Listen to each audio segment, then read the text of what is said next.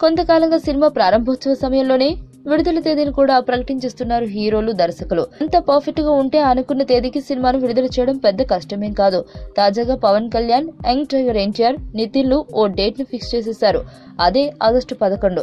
మరి ముగ్గురు హీరోలు అదే డేట్ ని ఎందుకు టార్గెట్ గా పెట్టుకున్నారు? ఏప్రిల్ 6వ తేదీన పవన్ కళ్యాణ్ త్రివిక్రమణ సినిమా ప్రారంభం కాబోతుంది. ఆగస్టు 11నే సినిమా విడుదల చేస్తామని ముందే చెప్పారు. అయితే సినిమా షూటింగ్ 2 నెలలు ఆలస్యంగా మొదలవుతూ ఉండటంతో ఆగస్టు 11న సినిమా విడుదల అనేది ప్రస్తుతం సందిగ్ధంలో పడింది. ఇక ఎన్టీఆర్ జైలవకుశ సినిమాను కూడా ఆగస్టు 11నే ప్రేక్షకుల ముందుకు తీసుకొస్తామని నిర్మాత కళ్యాణ్ రామ్ ముందే ప్రకటించాడు.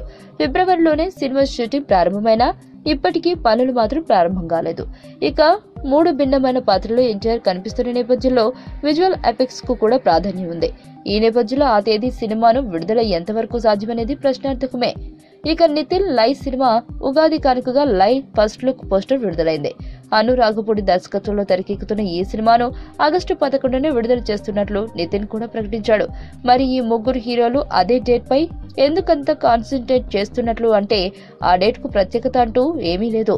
ఆ రోజు సాధారణ శుక్రవారం మాత్రమే. ఆ తర్వాత శని, ఆదివారం వీకెండ్. 14న కృష్ణాష్టమి, 15న స్వాతంత్ర దినోత్సవం. అంటే వరుసగా 5 రోజులు సెలవున్నట్లే. సినిమాలో మంచి కంటెంట్ ఉంటే పెట్టుబడంతా ఈ 5 రోజుల్లోనే రాబట్టుకునే వీలుంటుంది.